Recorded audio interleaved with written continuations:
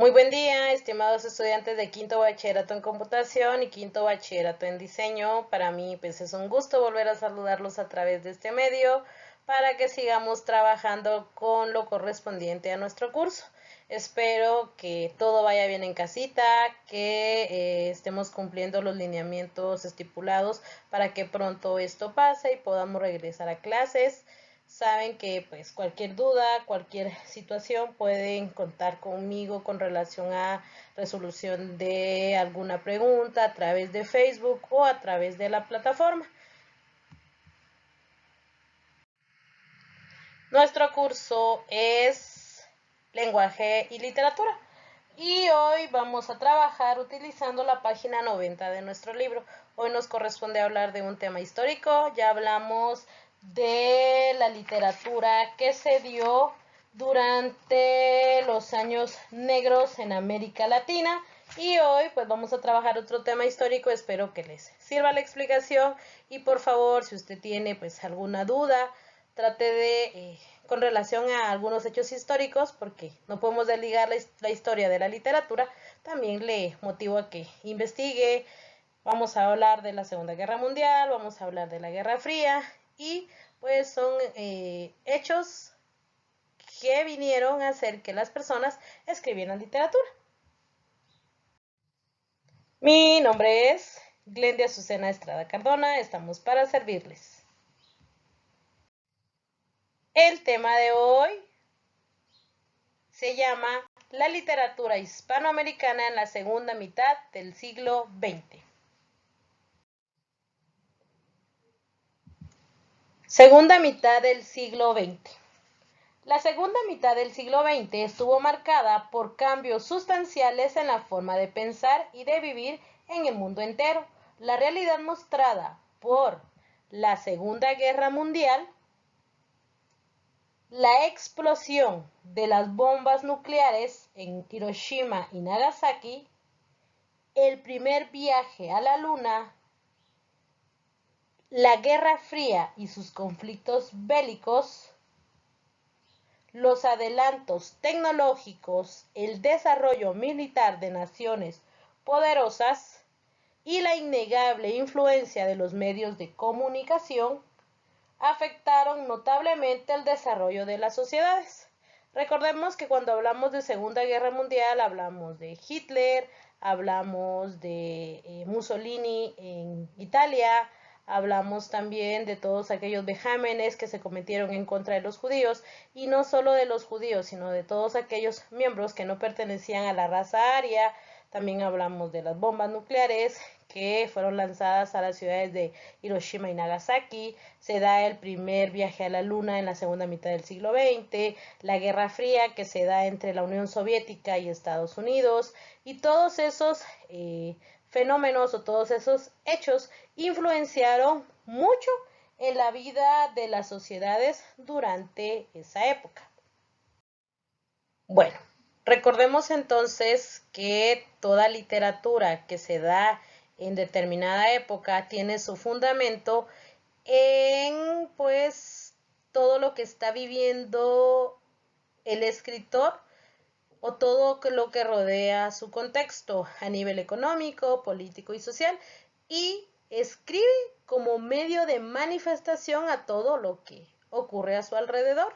Por lo tanto, este escenario llevó a los escritores de la época, o sea, todo lo que estaba pasando con relación a los hechos históricos, llevó a que los escritores se replantearan la función y su relación con el mundo.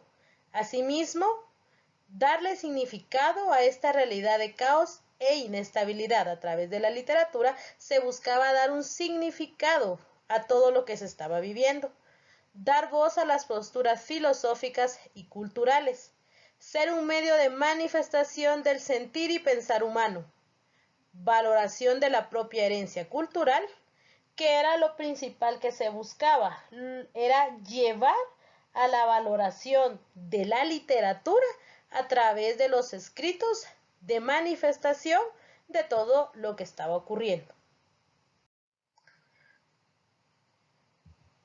Todo lo que se estaba viviendo llevó a pues que la literatura también tuviera cambios radicales. Como primer cambio se dio la liberación de las formas tradicionales de métrica y rima. Recordemos que la métrica es la ciencia que se utiliza para medir los poemas y la rima podía ser asonante o consonante. Asimismo, se buscó el logro de efectos musicales por medio del ritmo interior del poema. La narrativa se convirtió en el género preferido de los lectores. El escritor se interesó por la búsqueda del sentido de la vida en ese nuevo mundo de masas, de anonimato y aislamiento a la que se ve sometido el hombre moderno. Bueno, recordemos que en el tema anterior que habíamos trabajado dijimos que cada época histórica, de acuerdo a lo que estaba viviendo, generaba que un grupo de personas o un grupo de jóvenes se reunieran para hacer literatura. Y la segunda mitad del siglo XX pues no tuvo excepción. Durante ese espacio o durante esa época se creó un nuevo grupo que se llama o se llamó el boom, y hablaremos ahora de el boom de la literatura hispanoamericana. Surgió a finales de los años 50 y fue un grupo de escritores que se caracterizó por su enorme fuerza creadora y que llevó a la literatura de la región a situarse en el centro de la atención mundial. Conscientes de su misión de elevar la literatura hispanoamericana y en especial a la narrativa hacia la cima de la estética y el estilo literario, esta generación de autores se dio a la tarea de producir obras pues de calidad que llegaron a ser reconocidas e imitadas por literatos de todas partes del mundo. Esta explosión de calidad creativa, aunada al creciente desarrollo de la industria editorial de Hispanoamérica, dio origen al suceso designado con el nombre de Boom de la literatura hispanoamericana. Características de las obras del boom. Primera característica, se buscaba penetrar e interpretar profundamente la realidad de la época del país y de la gente. El renovado interés en el lenguaje ya no es un simple medio de expresión, sino un vínculo con la realidad personal. Los tópicos variaban desde los temas de corte metafísico y existencial. Algunas obras del boom. La guerra del fin del mundo, escrita por Mario Vargas Llosa. La guerra del fin del mundo trata sobre el declive económico después de la sequía y el final de la esclavitud en la provincia de Bahía, en el noroeste de Brasil. Los pobres del interior son atraídos por la figura carismática y las simples enseñanzas religiosas de Antônio Conselheiro, el consejero. Este predica que el fin del mundo es inminente y el caos político que rodea el colapso del Imperio de Brasil y su reemplazo por una república es obra del diablo. Vamos a nuestra siguiente obra, que es 100 años de soledad de Gabriel García Márquez. 100 años de soledad es un libro que narra la historia de la familia Buendía a lo largo de 7 generaciones en el pueblo ficticio de Macondo. Siguiente obra literaria, El Aleph de Jorge Luis Borges. El cuento El Aleph es relatado por un narrador en primera persona llamado Borges, nombre que solo se descubre hasta la mitad del texto. Este Borges ficcional comienza el relato o relatando el estado de las cosas tras la muerte de Beatriz Viterbo, a la que había amado sin ser correspondido. Siguiente obra, El túnel de Ernesto Sábato. El pintor Juan Pablo Castel hace partícipes a los lectores con un tono existencialista del crimen que cometió. El túnel le entrega al lector los elementos básicos de su visión metafísica del existencialismo. Es una obra en la que abunda el pesimismo en cada diálogo o pensamiento de los personajes. Rayuela, de Julio Cortázar. El argumento de Rayuela, pues, es una especie de antinovela sin trama controversial, sin suspensos y comentarios psicológicos, casi sin descripciones y carente de una cronología, elementos que retoman la discontinuidad y el desorden de la vida. El siglo de las luces, de Alejo Carpentier.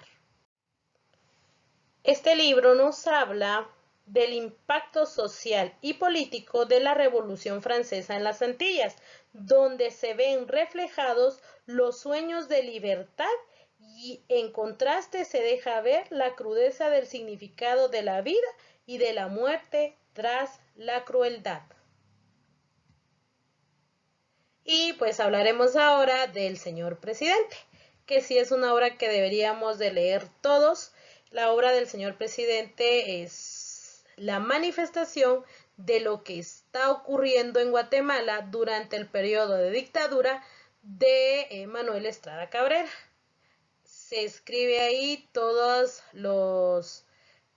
aquellas, ¿cómo les puedo decir? Todo aquello que está viviendo el pueblo debido a dicha dictadura. A continuación, algunos escritores del boom, en el que aparecerá nuestro Premio Nobel de Literatura, Miguel Ángel Asturias. Miguel Ángel Asturias también es reconocido como el padre del realismo mágico. Y dentro de los escritores del boom tenemos Jorge Luis Borges, de Argentina, Ernesto Sábato, también argentino, Mario Vargas Llosa, del Perú, Julio Cortázar, de Argentina, Miguel Ángel Asturias, Carlos Fuentes, de México, Gabriel García Márquez, de Colombia, y Alejo Carpentier, de Cuba. Muy bien, jóvenes, entonces pues ha sido otro tema relacionando la historia con la literatura.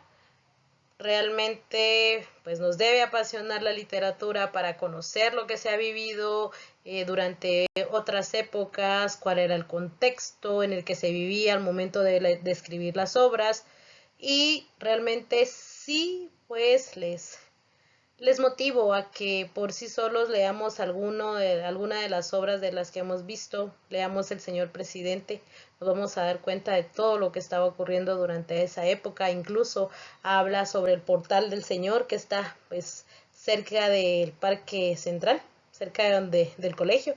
Está el Portal del Señor, en donde pues dormían los mendigos, los vagabundos. Narra un montón de situaciones de cómo el pueblo sufría a través de esa dictadura, y que nos llame la atención la literatura, que nos llame la atención la literatura. La literatura no solo es una puerta a la imaginación, sino una puerta al conocimiento de los hechos históricos a nivel mundial, a nivel latinoamericano, a nivel nacional. Y nuestra tarea es la siguiente: van a elaborar un trifoliar del tema de la literatura hispanoamericana en la segunda mitad del siglo XX. Por favor, utilicen los materiales que tengan en casa. No es necesario usar hojas de colores, pero sí realizar su trabajo de manera creativa y con el contenido correspondiente. Por favor, use la explicación y el contenido de la página 90 de su libro. Esta vez pues no tenemos trabajo de páginas del libro, porque nuestro tema pues continúa después con la nueva narrativa hispanoamericana y su influencia en Centroamérica. Por lo tanto, pues vamos a hablar otra vez de historia y de cómo los hechos históricos influyen de manera muy grande en la literatura. Agradezco su atención, agradezco que por favor también envíen sus tareas en el tiempo específico para que no tengamos problemas con relación al punteo. Por favor, no salga de casa, no es necesario que vaya a comprar hojas de colores, pues usted sabe que un trabajo creativo se puede hacer hasta con hojas blancas, pero sí, demuestre que está poniendo empeño en lo que está realizando.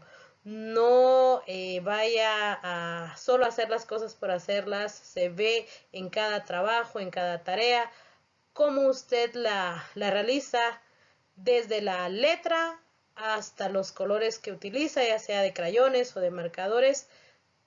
Y pues nuestro trabajo tiene que ser acorde a nuestro nivel académico. Recordemos que somos graduandos y en poco tiempo, primero Dios, vamos a ir a desempeñar pues una práctica supervisada y debemos poner pues también un poquito de lo que está en nosotros para hacer bien nuestro trabajo.